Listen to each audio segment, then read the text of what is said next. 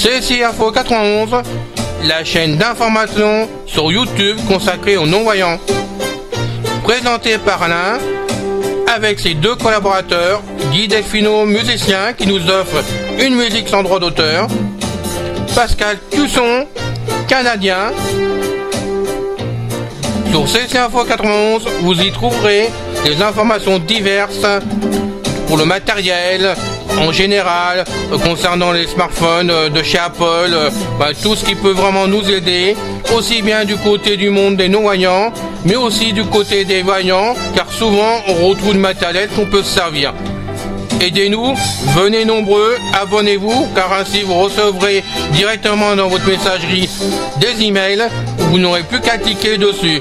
Nous avons notre blog aussi, vous pouvez donc y accéder directement, http://csi-info91.canalblog.com, tout attaché en minuscule avec un S à info. Venez nombreux, participez.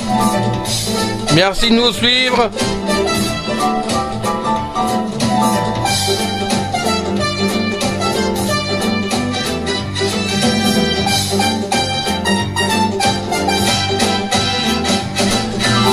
Bienvenue à tous.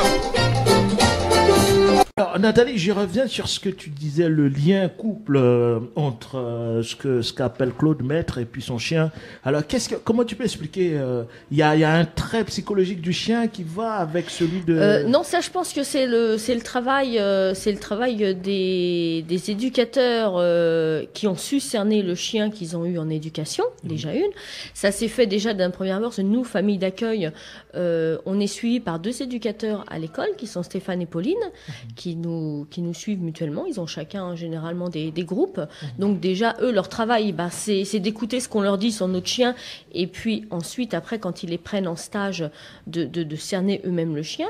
Ce qui va remonter après, donc, aux personnes qui, eux, vont être chargées, je dirais, de faire les couples, qui sont donc plus Laurence et Marc, qui sont chargés de ce travail. Et qui, eux, de notre côté, vont cerner la personnalité des maîtres chiens. D'accord. Enfin, des futurs, on va dire. Bon, alors Marc, c'est vrai que Nathalie parle de toi, mais quel est ton travail exact là-bas au sein de cette école? Tu travailles aussi avec la famille d'accueil? Non, pas spécialement, non, mais c'est surtout au niveau de l'éducation et puis de suivre les non-voyants à domicile lorsqu'ils partent avec leur chien, et puis de faire en sorte que surtout au départ ils puissent compter sur nous rapidement, parce que c'est pour quelqu'un qui a son premier chien, c'est important d'être soutenu. Il y a beaucoup de questions qui se posent. C'est un vrai changement au niveau du déplacement, au niveau de la prise de repères.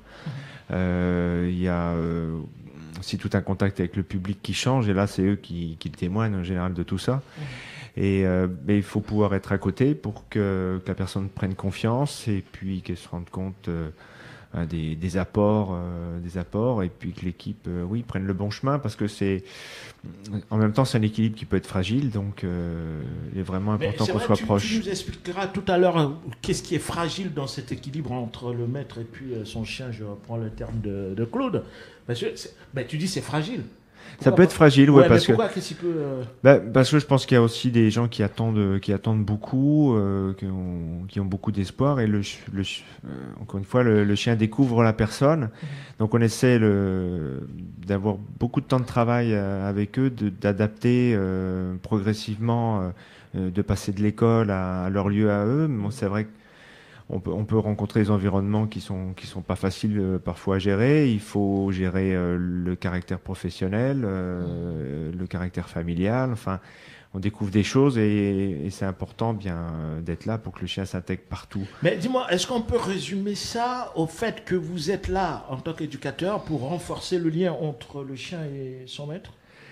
Disons qu'on est là pour donner... Vous faites un travail de suivi quand même. Ah, complètement, oui, toute la vie du chien d'ailleurs. On va jusqu'au bout, quoi. On reste partenaire tout le temps. À la fin de vie, il y a un bilan de gériatrie à l'école vétérinaire. On parle ensemble de la retraite.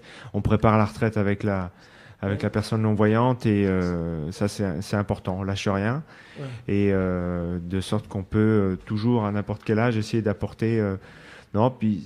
c'est un travail de mise à niveau permanent. Je pense que avec l'expérience avec un maître de chien guide, a moins besoin de nous avec les années qui passent, mais il peut déménager, il peut se passer des choses quand même où notre intervention est nécessaire. Ouais, mais si jamais, parce que tu parles du déménagement, admettons quelqu'un qui habite à Paris, qui a son chien à Paris et qui part, c'est pas pour Aix-en-Provence, un truc comme ça, comment le suivi peut se perpétuer?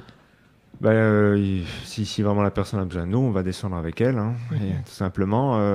Si on arrive à lui donner suffisamment, il y a tellement, enfin chaque cas est différent, hein, donc vous avez des utilisateurs de chiens guides et des équipes de maîtres chiens qui sont très performantes.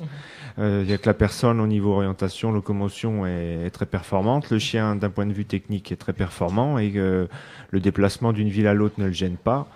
Et il se peut très bien que cette équipe-là n'ait même pas besoin de nous, qu'elle puisse, avec des tiers autour, construire ses trajets. Et, voilà. Mais si c'est pas le cas, eh bien l'école, étant donné que l'école est engagée, quoi qu'il arrive.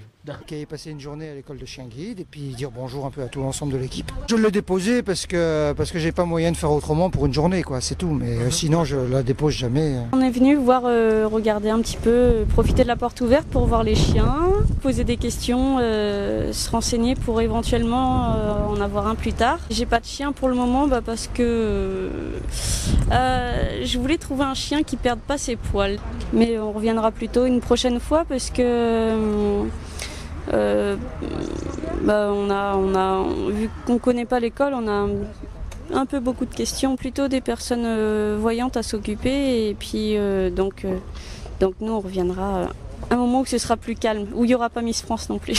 Un moment où il n'y aura pas Miss France, donc ces témoignages croisés montrent ce qu'on disait tout à l'heure sur le plateau, c'est-à-dire l'attachement des personnes déficientes visuelles à l'école de chiens guides. D'abord, je vais demander à Claude Cordelier, qui est l'utilisateur des chiens guides. Alors, est-ce que tu as compris le contenu de ce reportage, de cet extrait? Oui, disons que c'est une question pour moi, c'est un petit peu banal, oui, c'est sûr. Oui, mais tu es d'accord avec ce qu'ils disent là? Oui. Alors, puisque je vois aussi, dans le reportage, il y a un monsieur qui a ramené son chien pendant, je crois, une journée, et qui est revenu le soir pour récupérer ça. Ça se passe souvent comme ça?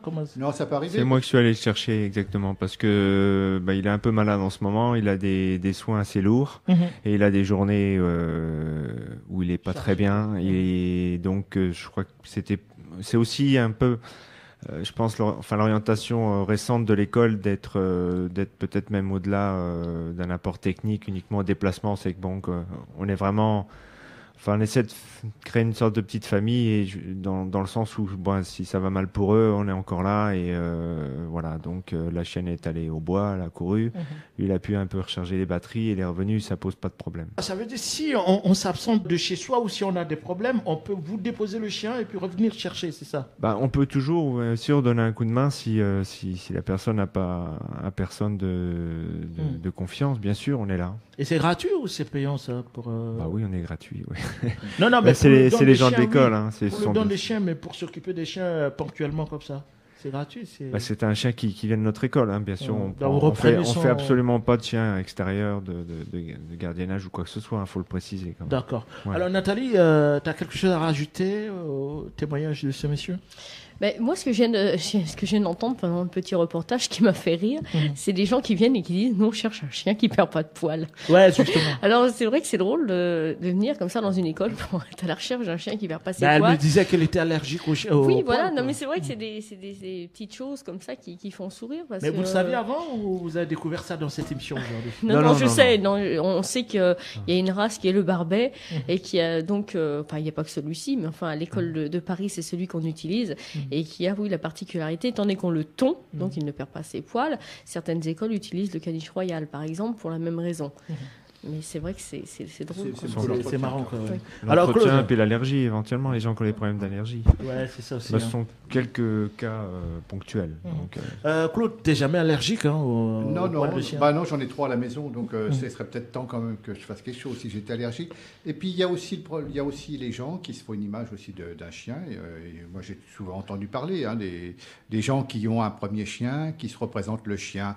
Ils aimeraient bien avoir un chien qui a telle texture de poil, animal, qui a les yeux de telle couleur.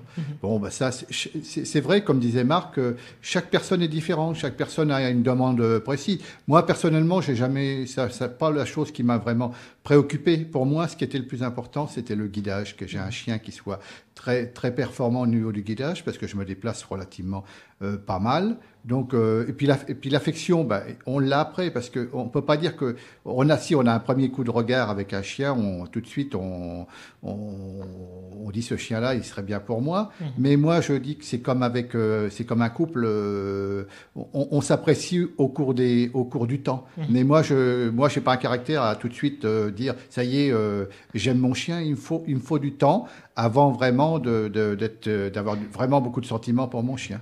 C'est comme ça fait partie de ma personnalité. Donc finalement, c'est comme tu disais tout à l'heure, Nathalie, chaque chien ressemble à son maître, on va dire ça. Si, il y a une chose qui est très importante, et je pense aux gens des fois qu'on croise dans la rue, aussi bien nous en tant que famille d'accueil que des fois quand on va sur le métro avec les éducateurs, c'est que des fois on croise des gens qui disent « Oh, regardez ces pauvres chiens, ils travaillent ».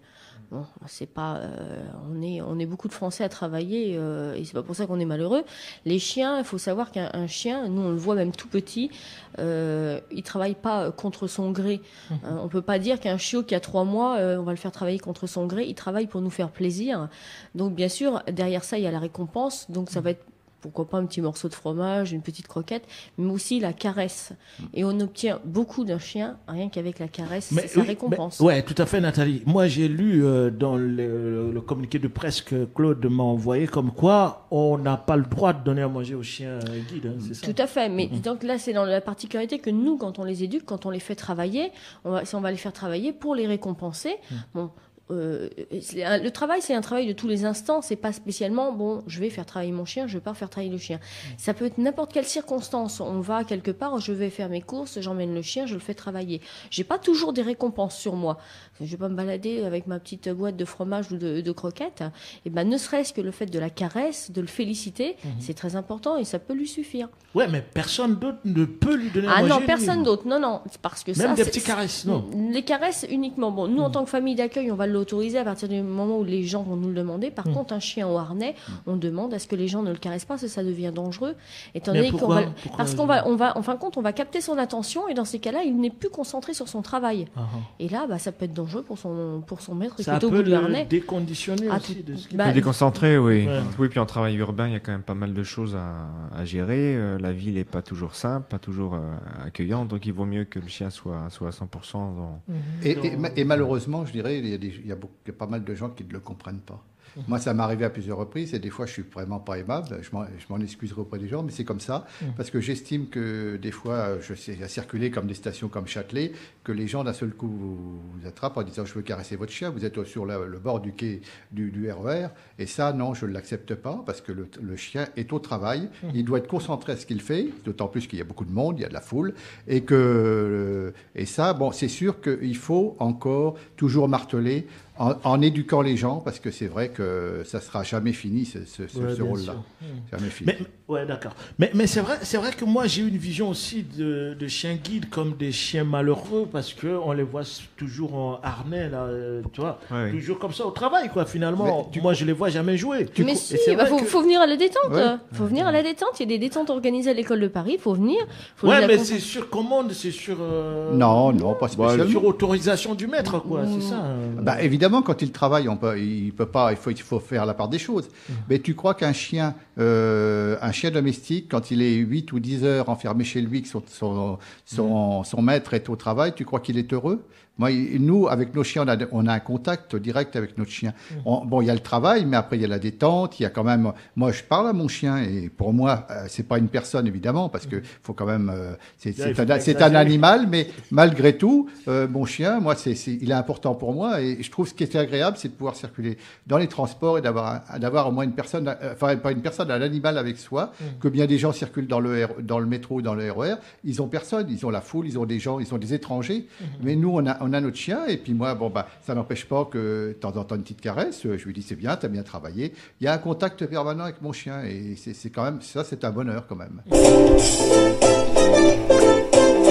On a fini la vidéo pour aujourd'hui. Je vous dis donc à bientôt avec beaucoup de plaisir. Salut à vous tous.